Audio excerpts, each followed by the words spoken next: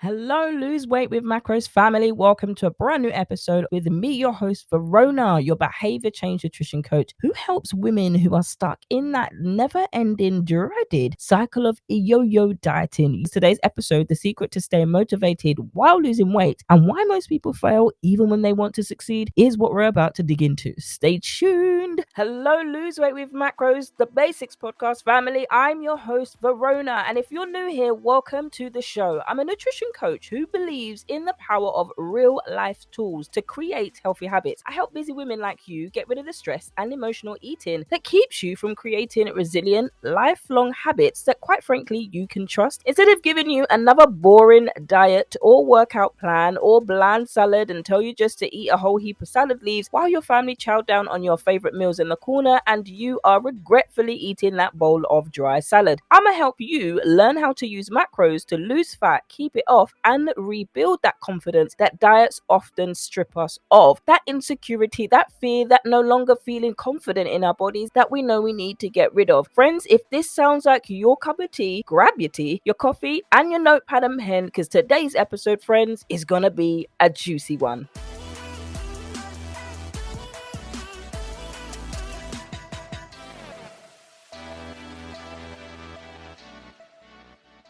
So, my friends, welcome to today's episode. If you're new here, welcome to the table. We love you being here, family. We're a family here, and I'm your honest coach because I just keep it real when it comes to nutrition. I don't have time to pretty it up and to tell you what you want to hear, and then you actually don't get results. I want you to actually move with some results because that's what a coach does. A coach is different to a mentor. A mentor will walk with you and tell you what you need to hear. My friends, I'm not that type of coach. I walk alongside you, I equip you, I give you the tools, and I help you become unstuck when it comes to fat loss, when it comes to weight loss. So many of us can get caught up in our list of excuses that we have. Some of them are legit, and let's not get it twisted. Some are real reasons. I'm not disputing that, and I'm not coming or knocking against that. Others of us, we fall into that area of I want to lose weight, and then it becomes a New Year's resolution, and it's been your same New Year's resolution for the last 5 years. Let's come out of that, friends. Let's actually 2023 be the year that you actually shift these pounds and actually keep them off. Not until the 31st of December 2023, but for the rest of your life.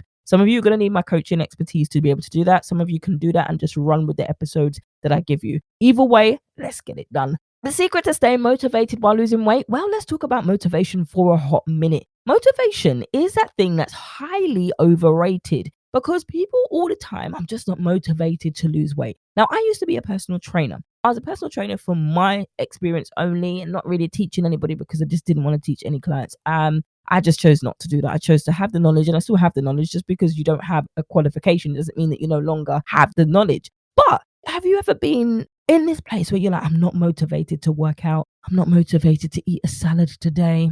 Girl, if you knew, there are days, it's winter and it's been cold. I was not motivated. It was snow, but I had to get my backside up out of the bed and then do what I need to do. When I got there, it was bliss. There was no one there. I was able to film. I had my tripod. I'm like, I own the gym, kind of. That confidence, I was like, yes. But my point is, motivation is highly overrated because you are not always going to be motivated. You're not always going to feel on top of the world and be like, hey, I'm happy. Let's go to the gym today. I don't know who's on 100 all the time, but it's not me. Honest, you're going to say to yourself, you are not on 100 all of the time. And those people that are on 100 all of the time tend to get on your nerves. Let's keep it real. But I used to be a personal trainer. I'm a nutrition coach. And I'm telling you, there are days where I am not motivated wanting to eat healthy or do another salad, which I don't eat boring salads anyway, but I don't want to work out. But I tell you, when I take myself up and I've actually gone to do the workout and I'm like, yes, I'm glad I actually went, because those tend to be the times where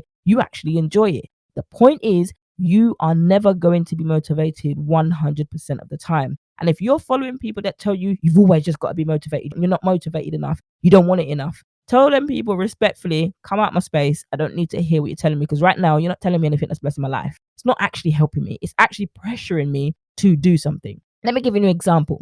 So when it comes to menstrual cycles, depending on the woman and depending on how long her cycles are, depending on how painful her cycles are, and also depending on her nutrition up until those cycles, we will feel different.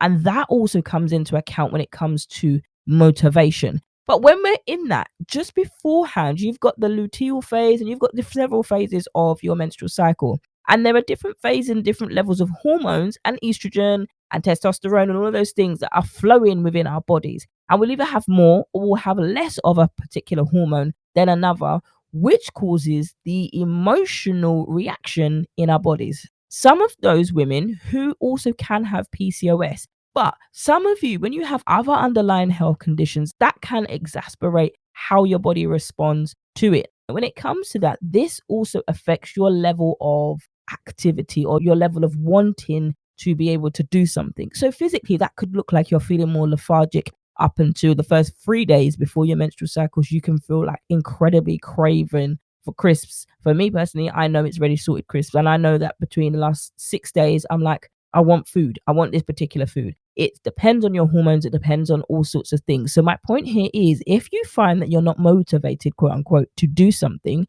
check your hormones and where you're at. Don't blame it all on hormones, because hormones are not responsible for everything, as sometimes we like to think. But if you're checking this and you're being in tune with what your body is doing, a menstrual tracking app is fantastic for this, to be able to track your symptoms. Because if you have that analytical mind like me, like a type A person, you'll be able to start to get on top of your nutrition, on top of your things, and understand this could be why. Of course, do a blood test. When we do the one-to-one coaching, this is the other side of that training, where we're going through the blood test and we're going through your results when it comes to that. But you actually know how your body works and the type of signs that your body is telling you when it comes to it. And feeling lethargic, wanting to rest, all of these things can be mistaken for you're just not motivated enough. How? When it's your menstrual cycle, you might be zapped of energy for 3 days. That's got nothing to do with motivation or not having motivation, not wanting to work out enough. It's got nothing to do with that. It's just how your body is responding this particular month.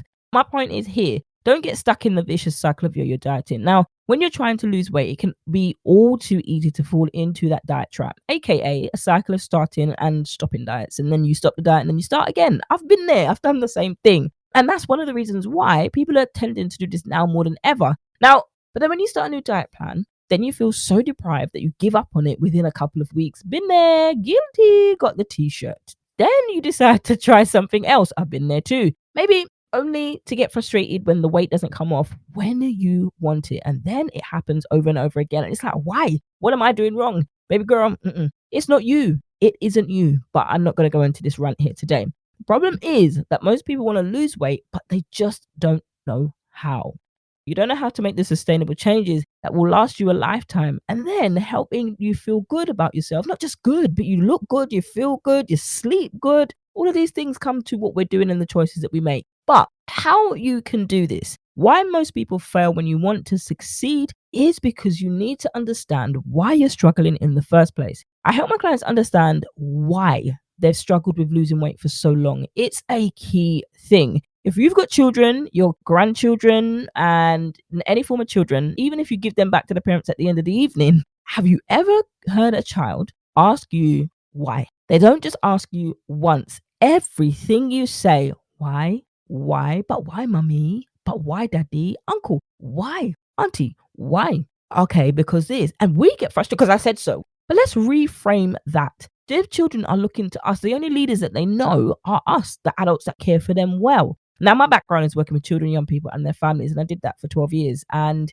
that was rough, but it was so rewarding because I wanted to make a difference in their lives. We almost become like a second parent because the children are with us like 6 hours of the day, 5 days a week. And it's almost like when they're coming to school actively, we tend to see more of them than you. It can feel that way. So I'm coming to land here, I'm making a point here. But when we're in that stage, we become their leaders. We become their role models, essentially, whether they like to admit it or not. We become a role model. So also as teachers, we need to check what we're saying to those that we are leading. And also as parents, is being mindful of who is teaching your children and what they are teaching your children. When it comes to that stage now, when the children are asking why, who else are they going to ask? There is no one else for them to ask. They can either go out into the world, obviously they're too young to, but my example is when it comes to challenging young people, if they're not getting that discipline or their upbringing is in socioeconomic backgrounds where it's deprived backgrounds, they are going to want to find something that they didn't have at home outside.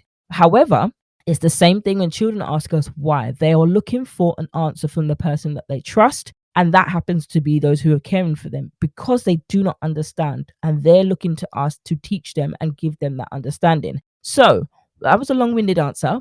This is the same level of understanding my clients get after they join the coaching programs. They do the coaching, we go through the coaching, we go through the plans, we go through the nutrition plans. You're understanding the why behind it. Some of you might know why. It's now what you're doing about it. So we uncover whether it's because of an emotional eating problem, whether it's stress eating, whether it's other issues. Then we work together to help them find solutions that work for their individual needs. It's not a once and done like what Sally does and I give it to you. It just does not work that way. In Focus on the Fat Loss Coaching, whatever aspect of work that clients do with me, I'm helping them understand that why that you struggled so long is the key thing, and then giving them something that will help them come out of it compared to themselves. No one else has got this plan that I give them. Why most people fail, even though when we want to succeed, it's about understanding that the problem isn't you, the problem is you just don't know how to. Understanding of why you're struggling in the third place. Now, a few other things is you need to know what you're working for here. Who are you doing it for? What are you doing it for? And you need to be specific about what you want. That's why when we're coming to just losing weight, it's got to be more specific than that. And one thing is getting into the habit of doing things that you like, that you enjoy, and not just doing things that you've just got to avoid or stop eating this or stop eating that. How many times have you been told to put this particular food on the not allowed list, and then you can eat this certain type of food on the allowed list? And how long has that succeeded for you? Those are questions that you ask yourself. So when you're setting goals, I've always talked about goals. This is the time of the year that we're setting these kind of goals. Set small, manageable goals that you can actually realistically do. Now, an example of that, I want to lose weight, isn't specific enough, but I want to lose 15 pounds in the next 4 months by having a balance of nutrient dense foods, tracking my macros, being consistent. That's a specific goal. And that's the difference between just setting a goal that says, I just want to lose weight. And, instead of making these vague statements, but you're making specific statements, and then you're setting out an action plan as to how that you can do that and how you're going to succeed on that. And bearing in mind, these things are all going to take some time to do. And that's okay, because we've got time, right? And summing up now, understanding why you're struggling in the first place. The problem is that you know what to do, but you just don't know how to do it. Setting realistic goals, have a reason why, get organized, take baby steps, reward yourself. Often that isn't food, and find yourself an accountability buddy, which is why I've created this aspect of the Focus on the Fat Loss with a community of 20 women. Many of you will come from the States. Some of you will come from all over the US, the UK. Many of you can connect with other women to do this accountability in life with one another. That's why I have focused on this aspect so much, because it's easier than ever before to find someone who shares the same goals as you do and then wants them just as bad as you do. But sometimes we don't take the advantage of this opportunity because we think that they're going to be jealous of us, or they're going to laugh at us, they're going to talk about us. We think about all of these negative things and then we never actually take action. So instead of thinking of those things, and I'm going to tell you straight, I've said it in a couple of episodes, I said, but if there is a woman who is making you feel that way, tell me her name. I will remove it from the program, give you the refund. Unfortunately, you're going to have to find another coach. That's not what I've created this for. I have not worked months for this, to have people afraid to come and be themselves in this coaching program. That's why I've kept it to 20 women, but this isn't that type of coaching here. It's a select group of women. Yes, it is an investment. And that's it. It is, the price is what it is. And you can find out more information and sign up with us and join us in February over on the website, vanutritioncoaching.co.uk. And my friends, we've come to the end of today's episode. I want to honor you and keep these episodes short and sweet, succinct and to the point, where you can go off and action these. And don't forget, you can be featured on the podcast. vanutritioncoaching.co.uk/podcast is where you can leave me a message that is your question, that is how this episode has helped you. Leave the episode number, give your question, and then you can be featured on this podcast live on the air. You can say your name. You don't have to share your name, but it's just a short recorded message that can be played on the podcast. And your question can help other women who might be afraid to come forward and also ask their questions. And if you're loving this episode, I love you being here. Don't forget to share it with a sister friend who needs to hear this message, and tell her there's always a seat for her at this table here, virtual of course. But my friends, if you're enjoying this show, do leave a review over on iTunes if you are Team Apple like myself. or you can leave a review over on the survey, which is in the show notes below. And that is giving me everything you like, what you don't like, what you want to hear less of, what you want to hear more of. All of the things. Be honest, that's anonymous here. You don't need to share your name. There's nowhere for you to put your name. Anyway, it literally takes 1 minute of your time. And I can't wait to catch you in the next one. Have a great week and a great weekend. Friends, we've come through to the end of today's episode. I hope you learned something valuable from today's episode and can put it right into practice now that the episode has ended. If you found value in this episode, do share it with somebody else who can also benefit from today's episode. My friends, don't forget to download your freebies over on the website vyingnutritioncoaching.co.uk and also be in with a chance of coming live on air with me to get yourself some free Coach Fridays by leaving your question over on the brand new podcast page. vyingnutritioncoaching.co.uk/podcast is where you can leave me a question and I'll answer it over here on one of the episodes. And that's all we got time for, friends. I can't wait to catch you in the next episode.